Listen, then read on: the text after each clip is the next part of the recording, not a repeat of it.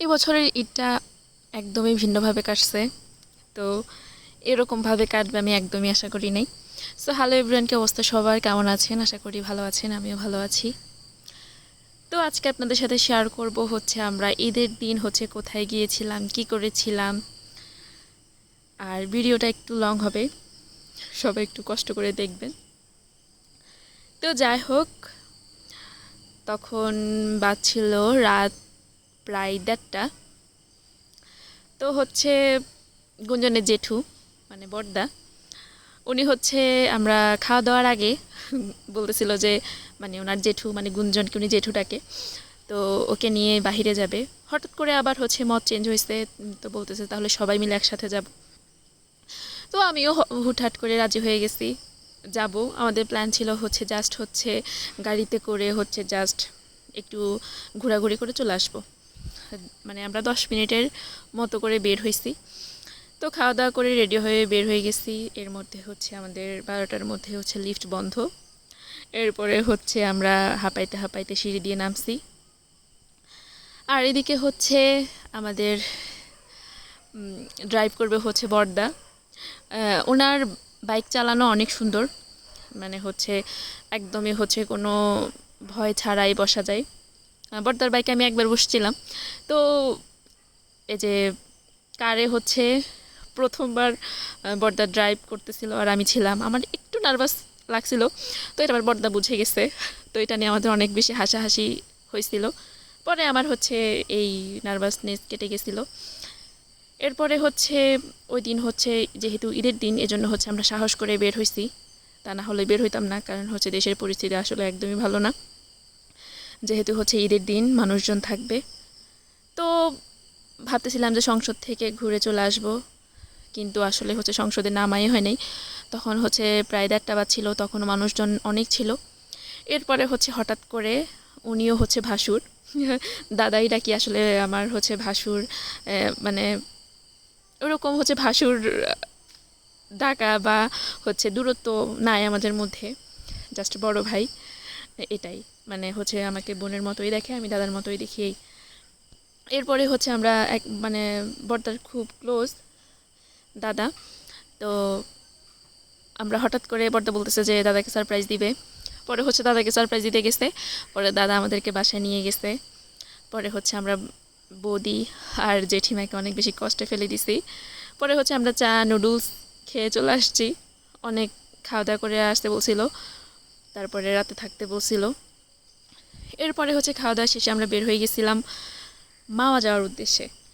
তো মানে অনেক ভয়ও লাগতেছিল, কারণ হচ্ছে মানুষজন ছিল না। যখন হচ্ছে মানে পদ্মার ব্রিজে উঠছিলাম তখন একটা ভয় কাজ করছিল, মানে হচ্ছে কোনো গাড়িই ছিল না।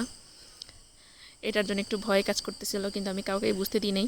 মানে আমরা সবাই একটু ভয়ে ছিলাম, কারণ হচ্ছে পুরা নিস্তব্ধ তখন, প্রায় ভোর। মানে এরকম অভিজ্ঞতা হচ্ছে আমার প্রথম ছিল। তো ফাইনালি হচ্ছে আমরা চলে এসেছিলাম মাওয়া। এটাতে যাওয়ার অনেক আমার ইচ্ছা ছিল। ফাইনালি হচ্ছে বড়দা ইচ্ছাটা পূরণ করে দিছে।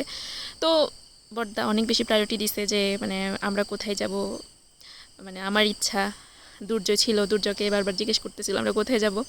তো এটার জন্য হচ্ছে বড়দাকে অনেক অনেক থ্যাংক ইউ যে আমার ইচ্ছাটা পূরণ করছে। তারপরে আবার ভোরের মাওয়া আমার কাছে হচ্ছে অনেক বেশি ভালো লাগছিল, যেটা সত্যি কথা। মানে মনে এত বেশি আনন্দ লাগতেছিল যে কি বলবো। আসলে যেখানে যাওয়ার ইচ্ছা থাকে, যদি হঠাৎ করে একটা প্ল্যান হয়ে চলে যাওয়া, এটা আসলে অনেক বেশি আনন্দের। আর এদিকে তো হচ্ছে গুঞ্জনও অনেক বেশি খুশি ছিল। মানে মাওয়ার ইলিশ মানে এত জমজমাটি ভোরবেলা। তারপরে হচ্ছে আবার ঈদও ছিল। পদ্মার ঘাটে হচ্ছে মানুষজন গান গাইতেছে চিৎকার করে করে। তখন মানে পদ্মার ঘাটে আমারও যেতে ইচ্ছা হয়েছে, কিন্তু যেহেতু অনেক ছেলে মানুষ ছিল, এজন্য হচ্ছে আমরা দূর থেকেই দেখে চলে আসছি, আর যাওয়া হয় নাই। তো এদিকে হচ্ছে জাস্ট আমি দেখতেছিলাম, আর আমি কিছুক্ষণ পর পর হচ্ছে দুর্জয় আর গুঞ্জনের বাবাকে প্যারা দিচ্ছিলাম ছবি তুলে দিতে, ভিডিও করে দিতে।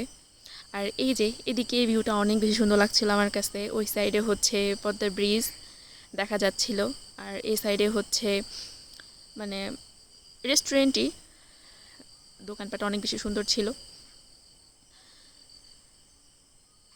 তো এই পাশে এই যে লাইটিংগুলো দেখে আমার অনেক বেশি ভালো লাগতেছিল, মানে কিভাবে বলবো আসলে আমি বুঝাই বলতে পারতেছি না, আমার কাছে এত এত বেশি ভালো লাগছিল। আর এই যে মানে আমাদের প্রায় তখন কয়টা বাজে, প্রায় হচ্ছে 5:30 বেজে গেছিলো, অলরেডি আমি দেখাইছিলাম। এই যে কি সুন্দর, কোনো ইয়ে ছাড়া, লাইটিংও ছিল না, মানে পর্দা যে দেখা যাচ্ছিল, মানে এত তখন হালকা হালকা কুয়াশা ছিল, হালকা হালকা ঠান্ডাও লাগতেছিল। ওয়েদারটা অনেক বেশি ভালো লাগছিল, ইচ্ছা হয়েছিল মানে আরও কতক্ষণ থাকতে, কিন্তু কি করতে হবে, যেতে হবে আমাদেরকে। পরে দেখলাম যে যে মানে ভোর হওয়ার সাথে সাথেই হচ্ছে যে সব দোকানপাট বন্ধ করে দিছে, এটা নাকি হচ্ছে রাতেই ভালো চলে, মানুষজন হচ্ছে রাতেই আসে। এরপরে হচ্ছে আমরা কিছুক্ষণ ভালো সময় কাটিয়ে হচ্ছে আমরা আবার হচ্ছে বেরোয় পড়েছিলাম। এরপর আমরা প্ল্যান করতেছিলাম যে কোথায় যাব, বাসায় যাব। তো এরপরে হচ্ছে বর্তা আবার কিছুক্ষণ পর বলতেছে যে তার একটা ফ্রেন্ডের সারপ্রাইজ দিতে যাবে। তো পরে আমরাও না করি নাই, কারণ হচ্ছে আমাদের তো ভীষণ ভালোই লাগতেছিল গাড়িতে করে ঘুরতে পারতেছি। এরপরে হচ্ছে আমরা চলে গিয়েছিলাম, দোহারে গিয়েছিলাম। তো হঠাৎ করে দোহারে গিয়ে হচ্ছে আমরা হাবিব ভাইয়াকে বর্দা ফোন দিয়েছিল যে হচ্ছে আমরা একটু গাড়িটাকে সামনে নিয়ে গিয়েছিল বাসার। পরে হচ্ছে যখন ভাইকে ফোন দেওয়া হয়েছিল, পরে বলছে আর একটু পিছনে গিয়ে বাসাটার সাথে।